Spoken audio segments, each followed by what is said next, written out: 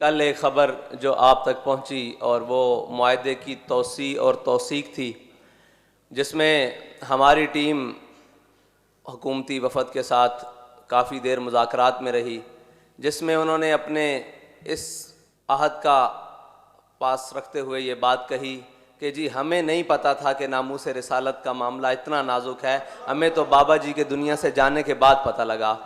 उन्होंने कहा जी हम इस मामले पर अमली इक़दामात करने के लिए तैयार हैं, हमें वक्त दिया जाए। तो हमारा वक्त उन्हें देना इस बात का है कि हम हुज़ूर सय्यद आलम सल्लल्लाहु अलैहि वसल्लम की नामूस पर सरकारी सतह पर जवाब चाहते हैं, और उस सरकारी सतह पर जवाब देने के लिए हमने उन्हें वक्त दिया। और वो वक्त का ऐलान ख़ुद हमारे मुल्क के वज़ीर आज़म इमरान ख़ान साहब ने ऐलान किया। हम उसके बाद भी ये कहते हैं कि वो 17 फरवरी हो या 20 अप्रैल हो, हम मैदान अमल के लिए तैयार हैं। हमने आपको एक मौका दिया है कि आप अपने आका और मौला सल्लल्लाहु अलैहि वसल्लम की बारगाह में सुरखरू हो सको। और दूसरी बात यह है कि उनका ख़ुद बैठकर हमारी टीम से ये बात करना कि जी हम इस मामले में अब सीरियस हो चुके हैं, ना तो सिविल गवर्नमेंट हमारी नामूस रिसालत पर कोई बात सुनती है, वो कहते हैं जी सब कुछ हो सकता है, नामूस रिसालत के परवानों पर शैल नहीं गिराए जा सकते। उन्होंने कहा जी इदारों के लोग वो भी इस बात के ऊपर हैं कि सब कुछ हो सकता है, सबको रोका जा सकता है, नामूस रिसालत के परवानों को नहीं रोका जा सकता। तो हम आपके सामने इस बात का अहद करते हैं कि आप हमें वक्त दें, इंशाअल्लाह हम अमली तस्वीर में आएंगे। हमने कहा जी आपको वक्त दे दिया गया हुजूर के नाम पर, क्योंकि उनकी नामूस का मसला है। अल्लाह ताला आपसे ये काम ले ले और आपको क़यामत वाले दिन हुजूर के सामने शर्मिंदगी ना उठानी पड़े, हम इसके लिए दुआ करते हैं। और इसके लिए हमने वो ऐलान और मुआहदे की तौसी भी कराई।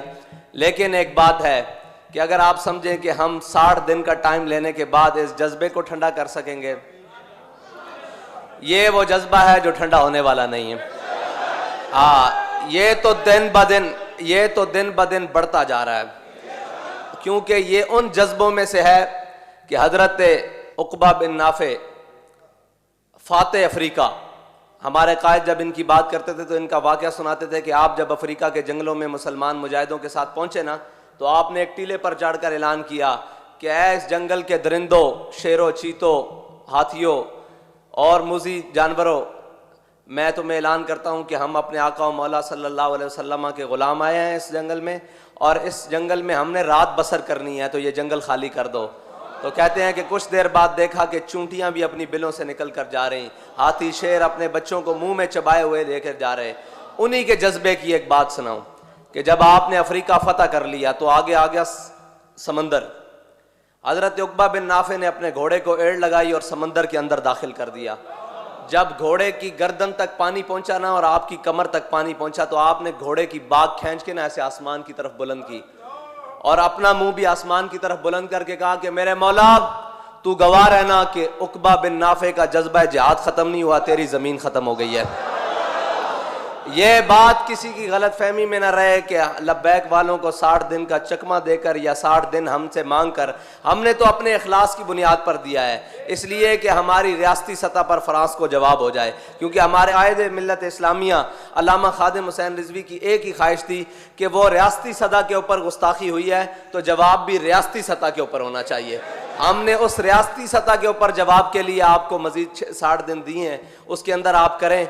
और अगर कोई ये समझे कि ये जज्बा ख़त्म हो चुका है, तो हमारे बड़ों का तो जज्बा समंदर के अंदर जाकर भी ख़त्म नहीं हुआ। हम जिस कबील में से हैं वो जज्बे ख़त्म होने वाले नहीं हैं।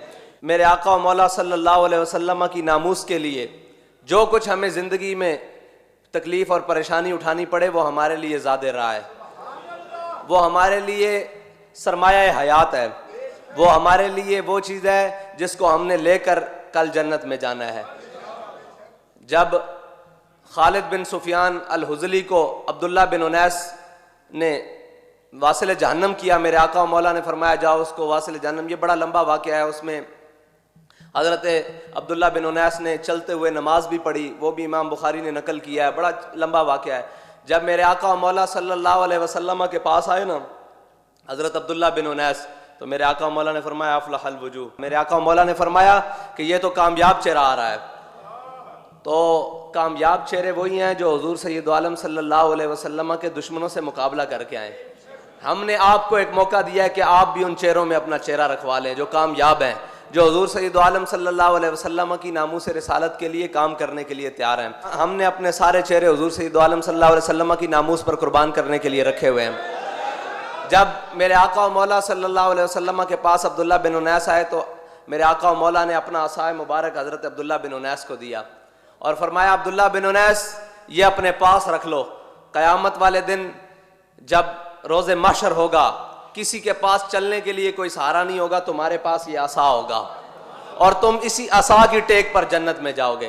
तो हज़रत अब्दुल्ला बिन उनैस ने वो असा वसीयत की थी कि मेरी कब्र में रख देना।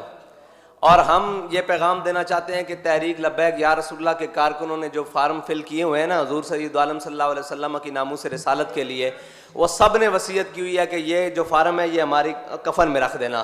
कल क़यामत के दिन हम हुजूर के सामने जाकर पेश होंगे, या रसूलुल्लाह हम उस जमात से थे जो आपकी नामूस रिसालत के लिए सबसे पहले मैदान अमल में निकलती थी। हम उस कायद के पीछे थे जिस कायद ने हुजूर सैयद आलम सल्लल्लाहु अलैहि वसल्लम की नामूस रिसालत के लिए सबसे पहले आगे कदम बढ़ाया था।